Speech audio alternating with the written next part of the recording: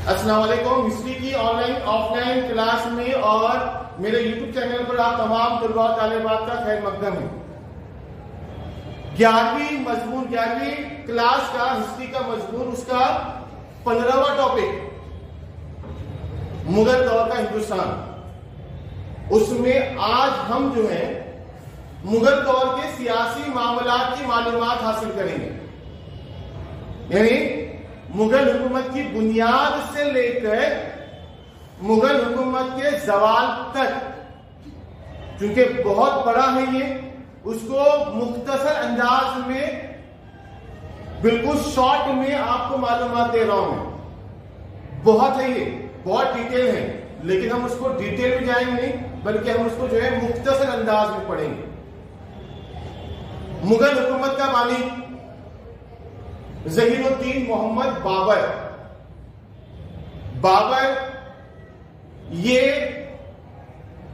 Genghis Khan Mongol और Taimur lung, ये दो बड़े सिपह सालारों की नस्ल से हैं।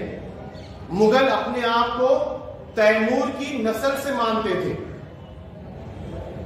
बाबर के वालिद का ताल्लुक तैमूर लंग से और बाबर की वालिदा का ताल्लुक चंगेज खान की नस्ल से, मतलब मंगोल से।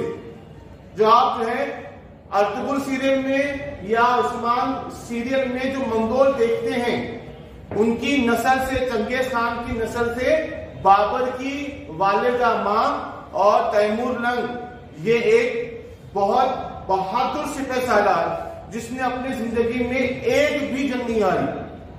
न चंगेज खान ने हारी, ना तैमूर लंग ने हारी। इन दोनों की नस्ल से बाबर है, और मुगल अपने आप को इस बात पे फख्र महसूस करते थे कि हम जो है तैमूर लंग की नस्ल से। खैर,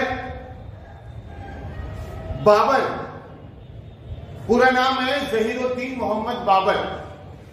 बाबर के मानी होते हैं शेर के। बाबर के मानी होते हैं शेर के, और इसका ताल्लुक है वस्ता एशिया के उज़्बेकिस्तान, एक मुल्क है वस्ता एशिया में। उज़्बेकिस्तान में छोटा सूबा है, वो है फरगना।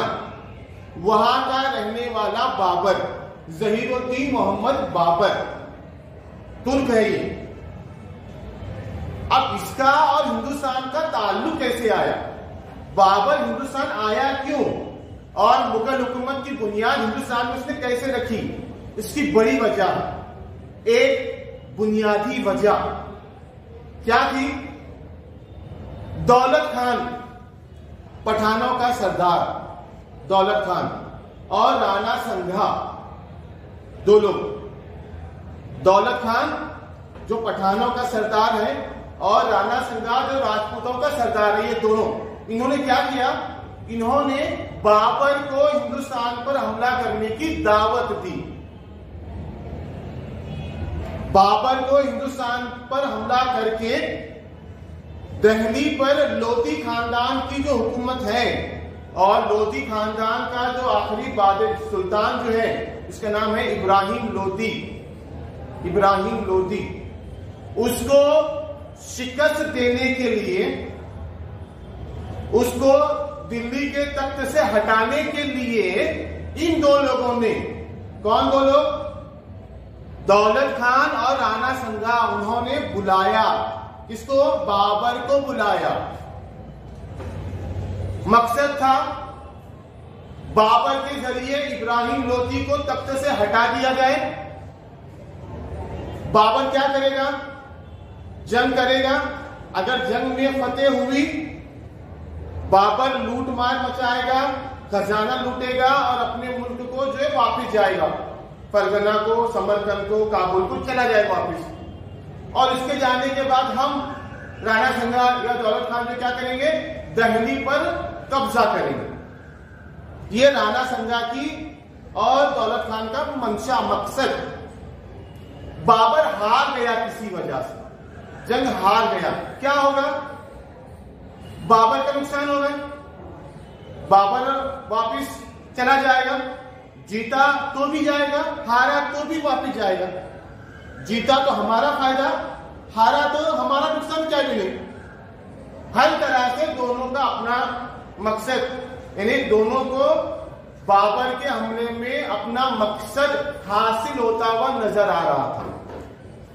तो उस दौरान हुआ ये कि इब्राहिम लोदी, जो सुल्तान शाही दौर का आखिरी सुल्तान है इब्राहिम लोदी, बाबर ने इब्राहिम लोदी पर हमला करने के लिए पानीपत के मैदान में आकर पहुंचा। 1526 पानीपत के मैदान में पहली लड़ाई हुई। पानीपत ये आता है हरियाणा में। हरियाणा जो रियासत है हमारी आज की, उसमें मुकाम है पानीपत। वहां पर बाबर, जहीरुद्दीन मोहम्मद बाबर और इब्राहिम लोदी की फौजें आमने सामने हुई। बाबर तैमूर की नस्ल से उस वक्त का अपने जमाने का सबसे बेहतरीन सिपहसालार, जो जंगी महारतों में या जंगी हिकमत अमली का बहुत एक्सपर्ट है, बहुत माहिर है। उसकी खुफिया एजेंसियां, जासूसी निजाम सबसे बेहतरीन है, बहुत बहादुर है, निडर है, दिलेर है, जंगी हिकमत अमली का सबसे माहिर है। यानी अगर मैं कहूं तो बाबर उस वक्त का दुनिया का सबसे बेहतरीन सिपहसालार है। और उसके सामने इब्राहिम लोदी, ना अहल, ना तजुर्बेकार, जिसको जंग लड़ने का तजुर्बा नहीं है, जिसका जासूसी निजाम उतना पुख्ता नहीं है, फौज पर कंट्रोल नहीं है। दो लोग आमने सामने, एक बहुत तजुर्बेकार है और एक ना तजुर्बेकार है। कौन है वो दो? वो दो हैं बाबर और इब्राहिम लोदी। ये दो लोग हैं। पानीपत के मैदान में इनके दरमियान जंग हुई और इस जंग में बाबर, जो कि बहुत बहादुर है, दिलेर है, जंगी हिकमत अमली का बहुत माहिर है, उसने बहुत आसानी से ये जंग हुई थी 14 अप्रैल 1526 को पानीपत के मैदान में। उस जंग में बाबर ने इब्राहिम लोदी को शिकस्त दी। अब